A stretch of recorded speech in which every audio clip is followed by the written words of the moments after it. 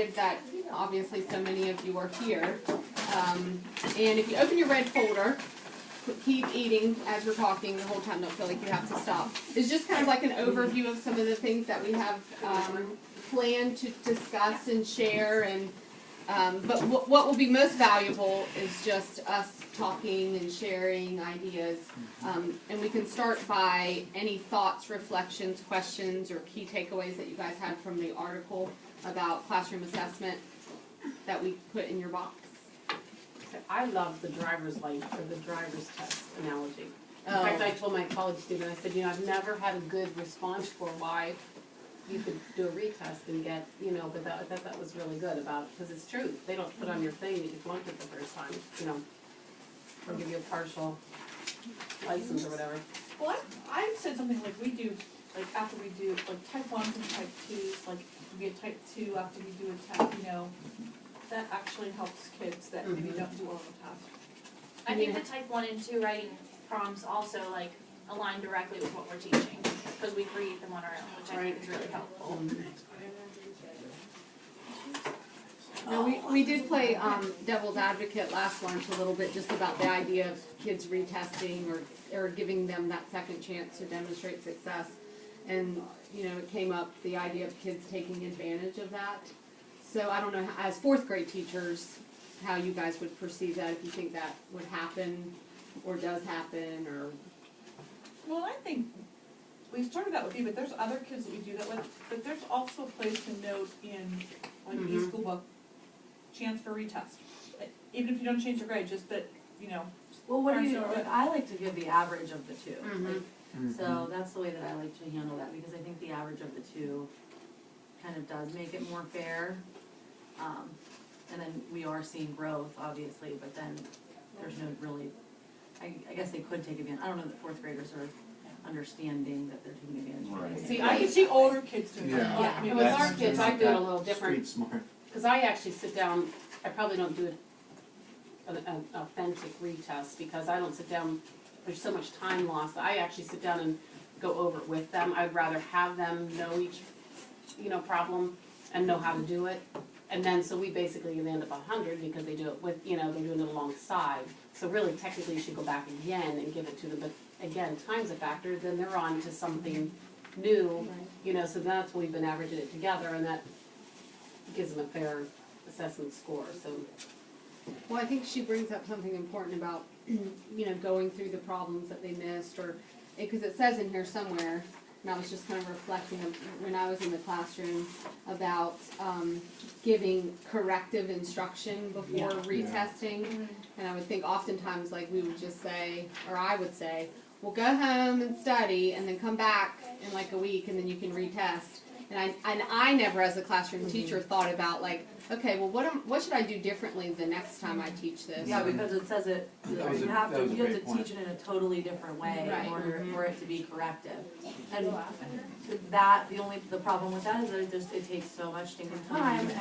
And I would love to do that after the PSSA's in March, but when we have to make sure that we keep hitting it, but I don't know the day after the test to spend 2 or 3 more days doing corrective is necessary, but I wrote in there that a good time for the corrective stuff is during intervention period. All these things are, it's interesting because it's the same conversation we just had with the last group. Oh yeah, from the secondary level where you were saying the kids at our level aren't quite as savvy as, the high school kid that, well, they're gonna let me retest it, so, maybe I'll study for this test and I'll wait and come back to do that one. I don't see that so much with our kids, and I think just from hearing, the ideas of being conscientious to make sure that the kids are acquiring those essential learnings. I mean, that's the key. Ultimately, we live in a system where we still have, that archaic grading system where we still, assign the grades and the point values the way that we do, and that's, probably not going to change anytime soon.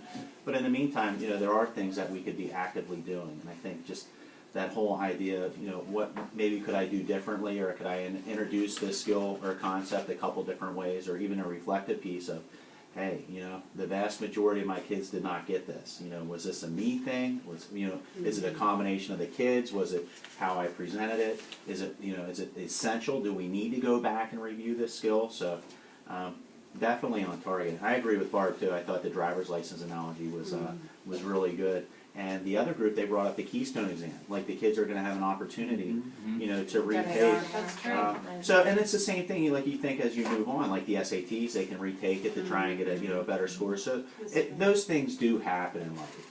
But yeah, for us, I don't think it's so much of kids taking advantage of it.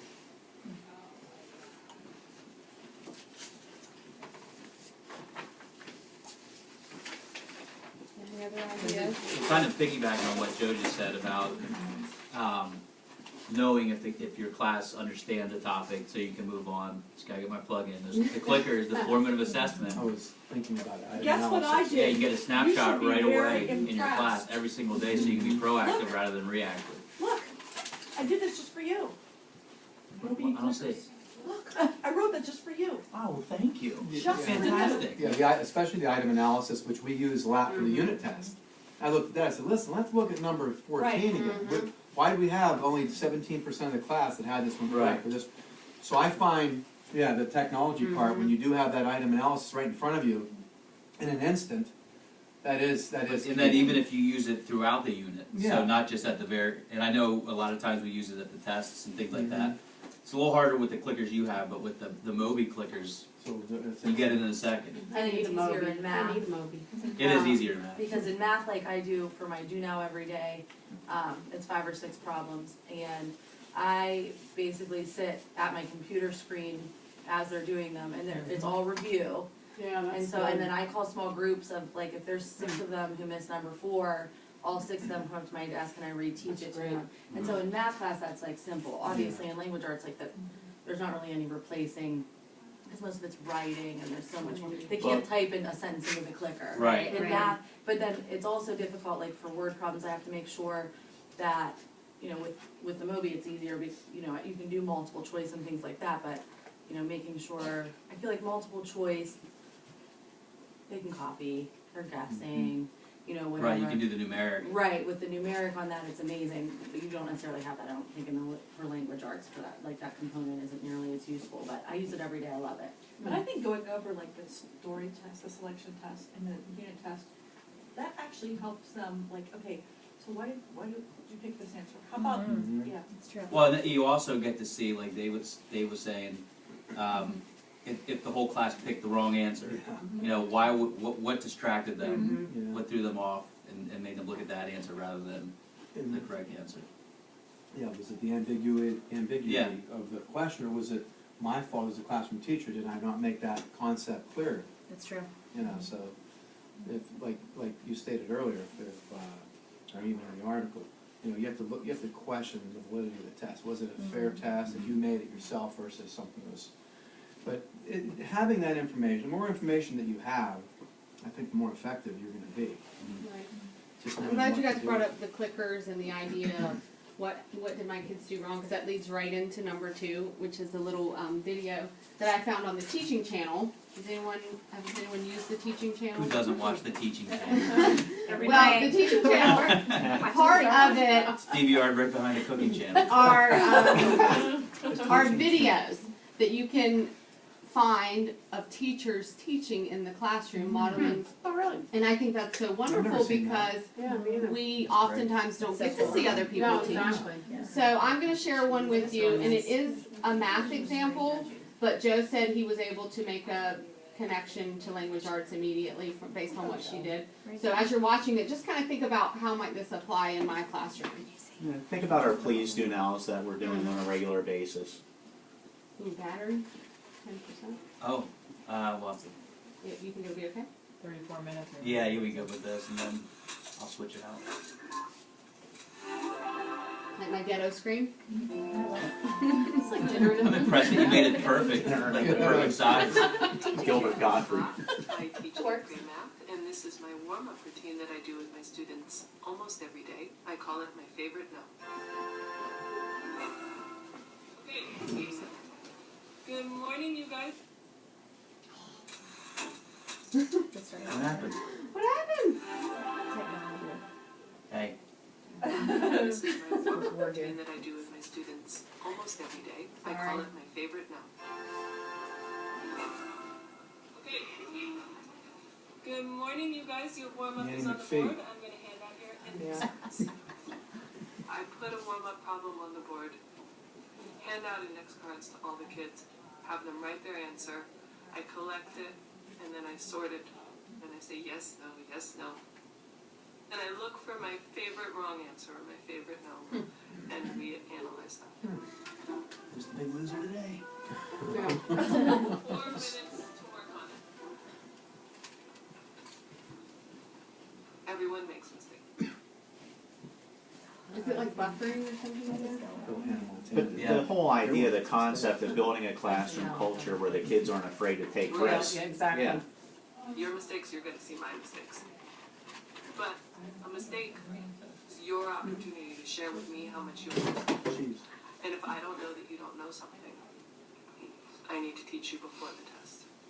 The test is too late. And this is a great spot for me to teach you.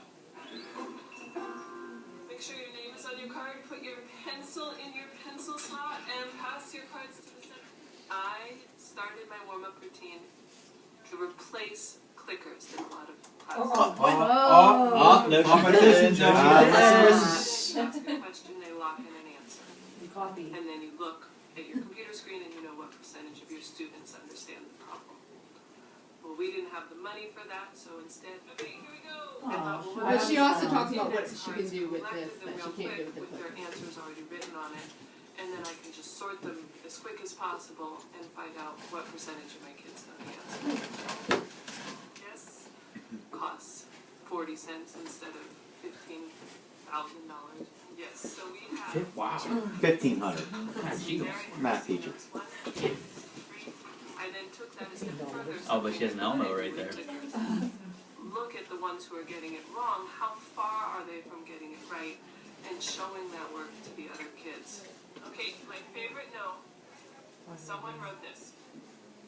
I say it's my favorite no because I want the kids to first of all recognize what they're about to see is wrong. And I want them to recognize that there's something good in the problem. Like there's mistake, but it's my favorite no because it showed some good math. So then she just goes through the So whole that's process the wrong of answer. modeling the wrong answer, and they talk about what did the student do right, and then what did the student need to do in order to make it the correct answer. In the article, it did say a mistake can be the beginning of learning. Students learn best when their initial performance is less than successful, but they can gain direction on how to improve. So I did highlight that part, I thought that was good. Yeah, in fact, students learn nothing from, is that what you just said? Yeah. What was that? Students learn nothing from. A successful performance. Yeah, I was just in math classes. Especially with all the different leveled learners in the classroom, like the kids that always get it right, it's like challenge them so that they That is can. interesting, yeah. That would be great to do with writing Yeah. also. I was just in a math class this morning, I was walking around and a kid had a wrong answer, but it was right. It was opposite that, they were naming an angle. And they said A, B, C, and the kid had C, B, A. Well, as long as you had the B in the middle, it didn't matter where the two other letters were, but the kid that answered gave A, B, C, so he started to erase his answer. So, like, he thought his was wrong, but it's interesting how many of them probably have something or something close, but they're just so focused on that person was the right answer. right And the teacher answer. said, oh, you did a great job, so my answer must be wrong. Right. I like this one You part know? about, they said that some kids naturally, like, they keep their papers and tests and then and they Oh, study yeah. from them. How the natural learner does that, but you have to almost teach kids to do something like that, yeah, there's good. That They is don't true, have all my study kids throw skills. their stuff away. Right, as soon as they look at the grade. Oh, yeah. Yeah. What was that called, that label, organizational? Executive function. Executive function. They don't realize, like you Arts said, and that they lighting. can So important. learn from that. Because I don't have. Can you teach that? Well, no, Barb, I think you should. Yeah, do that my for all the science kids. son doesn't have fourth it. No, I grade. know, it's not a natural. Learn that uh, executive But other Executive than, there are brains, kids so. that do that, like they, It there's doesn't come kids you naturally, yeah, overlook it that. My son does not. Thank goodness. Executive functions. I'm talking to you about that later. No, Alright, it the is. last thing in your folder is, well, first, how many of you know who Charlotte Danielson is? Okay. Charlie Used to Daniels. date her, Jeff. Charlie. Yeah, Daniels, that's his sister, that's his sister. I got a little confused, I'm sorry. Same, I love same it. concept. She's an educator, but she has been working for years and years and years researching what it means to be a good teacher, basically.